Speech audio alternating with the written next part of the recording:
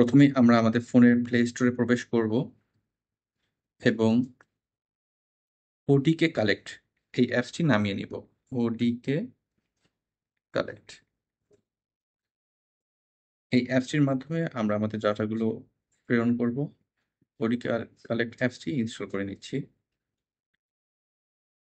Install হয়ে গিয়েছে।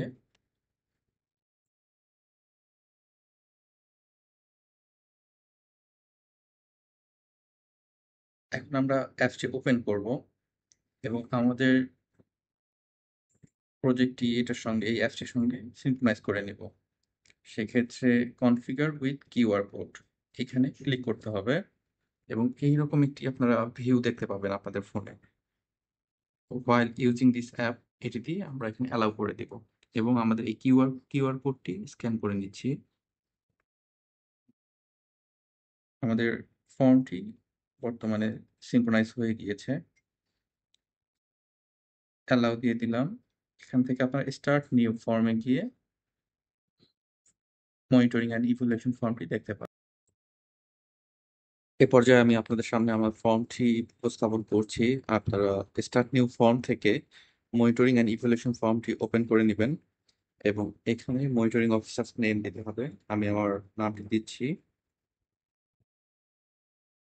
আমি আসি।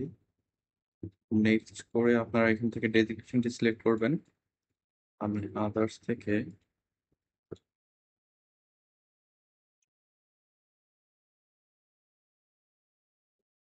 আমার ডেজিগনেশনটি দিয়ে দিলাম। এরপর আপনার রিপোর্টিং ডেট নির্বাচন করবেন এখান থেকে। ফর এক্সাম্পল আমি এখান থেকে 17 তারিখ নির্বাচন করলাম। এখন আপনাদের অবজেক্টিভটি এখান থেকে সিলেক্ট করতে হবে। আপনারা কি কারণে গিয়েছেন সেই কারণটা এখানে উল্লেখ করতে হবে। আমি অডিটিং ডকুমেন্টস, আমি একটা অফিসে অডিট করতে গিয়েছি, সেক্ষেত্রে আমি অডিট ডকুমেন্টস নির্বাচন করলাম। আমি গিয়েছি আমার ভিজিট লোকেশনটা এখান থেকে নির্বাচন করতে হবে। আমি ডিডি অফিসে গিয়েছি, আমার লোকেশন নির্বাচন করলাম ডিডি অফিস। এখানে ডিডি অফিসের লিস্ট আপনারা পেয়ে যাবেন।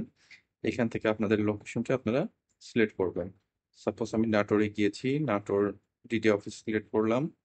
এখন কিছু ক্রাইটেরিয়া সেট করেছি, আপনারা এই অনুযায়ী চেক করবেন এবং আপনাদের মতামত প্রেরণ করবেন।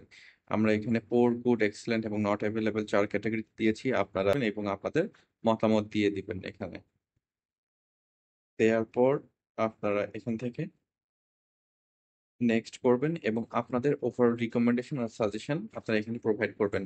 আমি এখানে দিচ্ছি জাস্ট গুড। এখন আমি আমার এখান থেকে প্রজেক্টটি সেভ অ্যাজ ড্রাফট হিসেবে রেখে দিতে পারি, যেখান থেকে আমি পরবর্তীতে এডিট করতে পারি, বা আমার নেট কানেক্টেড হয়ে গেলে এটা অটোমেটিকলি সেন্ড হয়ে যাবে।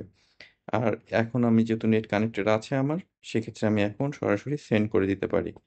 এটি আমার রেডি টু সেন্ড। এখান থেকে আমি যেটি সেন্ড করলাম মাত্র 11:24 মিনিটে, এখান থেকে আমি জিনিসটি প্রিভিউ করতে পারবো যে আমি কি ডাটা দিয়েছি। আমার সমস্ত ডাটা এখান থেকে আপনারা দেখতে পাচ্ছেন। ধন্যবাদ।